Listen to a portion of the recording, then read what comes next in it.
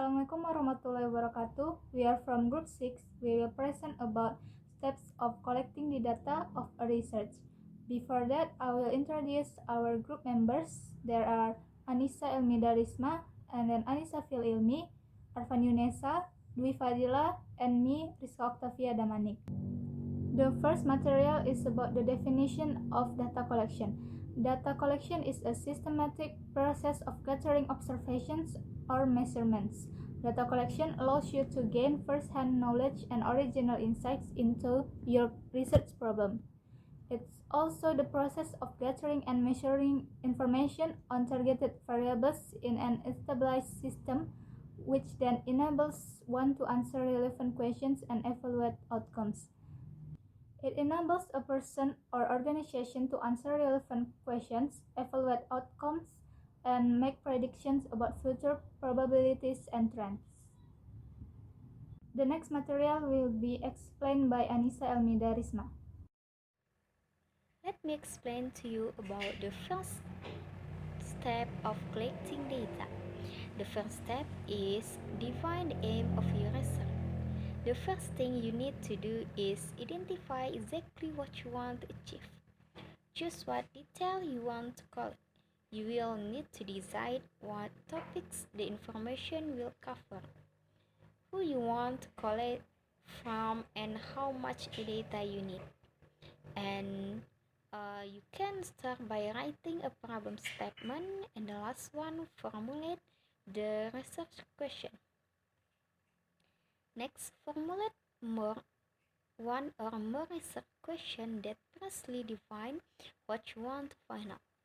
Depending on your research question, you might need to collect quantitative or qualitative data. Quantitative data is expressed in number and graphs and is analyzed through statistical method. Qualitative data is expressed in word and analyzed through interpretation and categorization. If your aim is to test a hypothesis, measure something precisely, or gain large-scale statistical insight, collect quantitative data. If your aim is to explore ideas, understand experiences, or gain detailed insight into a specific context, collect quantitative data. Step 2. Choose your data collection methods. This step there are 7 methods.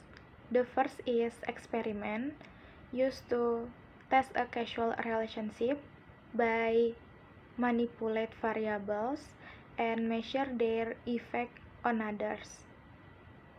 The second is survey, used to understand the general characteristic or opinions of a group of people. Distribute a list of questions to a sample online or in person or over the phone. The third is interview or focus group, used to gain an in-depth understanding of perception or opinions on a topic. Verbally ask participants open-ended questions in individual interviews or focus group discussion. Then observation, used to understand something in its natural settings. You can measure or survey a sample without trying to affect them. And ethnography, used to study the culture of a community or organization firsthand. You can join and participate in a community and record your observation and reflection. And archival research, used to understand current for historical event, condition or practices. You can access manuscript, documents or record from libraries, depositories, or the internet. The last is secondary data collection, used to analyze data from population that you cannot access firsthand. You can find exciting datasets that have already been collected from sources such as government agencies or research organizations. Based on the data you want to collect, decide which method is best suited for your research. For quantitative methods, you can use experimental methods. Qualitative methods can use interview, focus group, and ethnography. And for survey, observation, archival research, and secondary data collection can be quantitative or qualitative methods.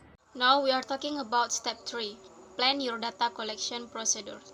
Data collection procedures is important in collect your data. For instance, when you know which methods you are using, you need to plan exactly how you will implement them. What procedure will you follow to make accurate observation or measurement of variables you are interested in? For example, if you are conducting surveys or interview, decide what from the questions you will take. And if you are conducting an experiment, make decision about your experimental design. The first one is operationalization. Sometimes your variables can be measured directly. For example, you can collect data on the average age of employees simply by asking for the dates of birth. However, often you will be interested in collecting data on more abstract concepts or variables that cannot be directly observed. So, operationalization means turning abstract conceptual ideas into measurable observation. When planning how you will collect data, you need to translate the conceptual definition of what you want to study into the operational definition of what you will actually measure. Second is sampling. You might need to develop a sampling plan to obtain data systematically. This involves defining a population, the group you want to draw conclusion about, and a sample, the group you will actually collect data from. Your sampling method will determine how you recruit participants or obtain measurement for your study. To decide on a sampling method, you will need to consider factors like the required of sample size, accessibility of the sample, and time frame of the data collection. The third is about standardizing procedures. If multiple researchers are involved, write a detailed manual to standardize data collection procedure in your study. This means laying out specific step-by-step instructions so that everyone in your research team collects data in a consistent way. For example, by conducting experiments under the same condition and using objective criteria to record and categorize observation. This helps ensure that the reliability of your data, and you can also use it to replicate the study in the future. The fourth is about creating a data management plan. Before beginning data collection, you should also decide how you will organize and store your data. First, if you are collecting data from people, you will likely need to anonymize and safeguard the data prevent leak of sensitive information such as names and identity numbers. And the second, if you are collecting data via interview or pencil and paper formats, you will need to perform transcription or data entry in systematic ways to minimize distortion.